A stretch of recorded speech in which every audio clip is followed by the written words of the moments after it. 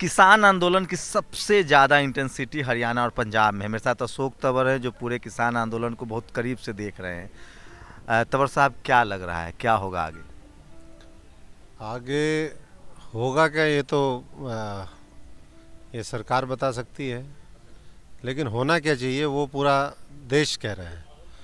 ये तीनों कृषि कानून वापस होने चाहिए। किसान, मजदूर, गरीब आदमी जो वहाँ पर बैठा है, जो खाना बदोश का जीवन जीने के लिए मजबूर है, पिछले करीबन 45 दिन से ज़्यादा हो गए हैं, 60 लोग उसमें शहीद हो गए हैं, इस कानून को जल्दी से जल्दी वापस लें। लेकिन सरकार है, कभी कोर्ट का सहारा लेना चाहती है, कभी उनको टालना चाहती है। मीटिंग पे मीटिंग, अब 10-11 राउंड होने के बावजूद भी जो आशा थोड़ी बहुत दिखती थी वो निराशा में बदल गई। किसानों ने अपना पूरा रोड मैप वो बना भी रखा है और अपने कार्यक्रम भी उन्होंने जारी करे हैं। आप चाहे लोगों वो पर लेकिन गंभीर आरोप लग रहा है कि आप लोग खासकर हरियाणा में सरकार को गिराना चाहते हैं, इसलिए सब आप लोग ज़्यादा हवा दे रहे हैं इस आंदोलन हम तो देश की सरकार को भी गिराना चाहते हैं।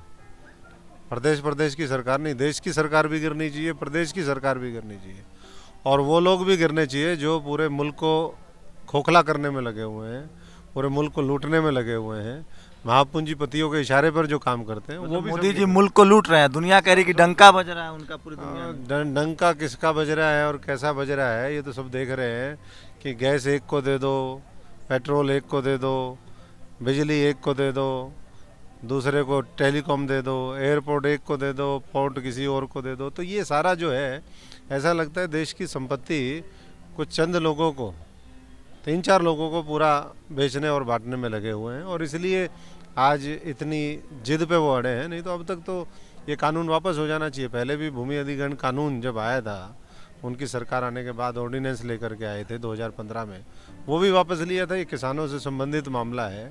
देश की 65-70% आबादी इसके ऊपर निर्भर है।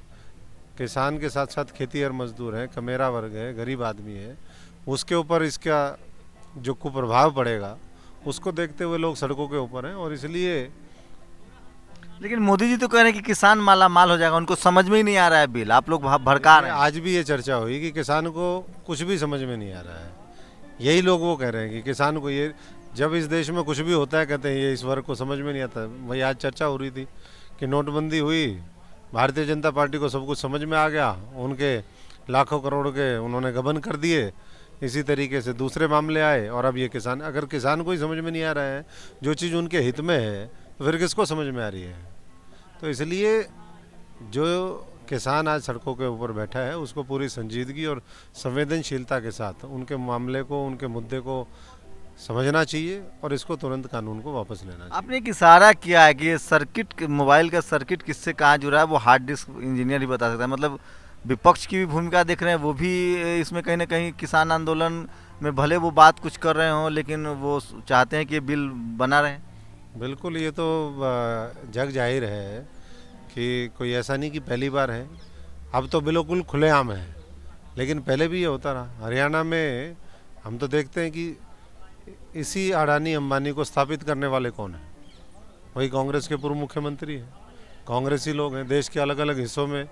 तो ये पूरा एक नेक्सस है, गिरोह है जो पूंजीवादी व्यवस्था को मजबूत करने का काम कर रहा है, और उसमें शोषण का शिकार जो है वो देश की बड़ी आबादी वो शोषण का शिकार हो रही है। तो इसलिए समय जब आएगा, अभी तो आज यूनिटी की ज़रूरत है, सबको साथ मिल कर के लड़ने की ज़रूरत है, लेकिन जो चंद लोग जो इनके इशारे पर काम करते हैं और जो भाजपा के साथ मिलकर के राजनीति करते हैं, उनका भी खुलासा होगा।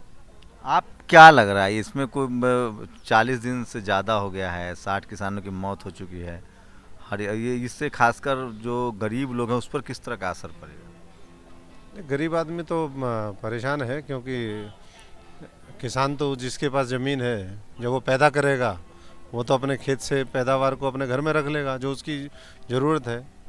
लेकिन जिसकी पेइंग कैपेसिटी नहीं है, रोज़ जिसने कमा करके खाना है, जब चीज़ें महंगी होंगी, उसकी जमाखोरी होगी, तमाम जो पीडीएस व्यवस्था ख़त्म हो जाएगी, तो फिर उसके बाद कैसे मामला चलेगा? एमएसपी यही चीज़ें मांग करते हैं। तो जहाँ किसान प्रभावित हैं वहीं दूसरे लोग भी प्रभावित हैं, और इसलिए इस मूवमेंट में पूरे सबको शामिल होने की ज़रूरत है। और आप किसानों के साथ हैं? नहीं, हम तो बिल्कुल किसानों के साथ हैं। हम तो अलग अलग जगह पर गए हैं, उनके साथ लड़ाई भी लड़ी है। पिछले जो 5 साल थे, हरियाणा में विधानसभा घेराव हो, सड़कों पर आंदोलन करने की बात हो, वो किया ही मैंने था, और तो कोई था ही नहीं।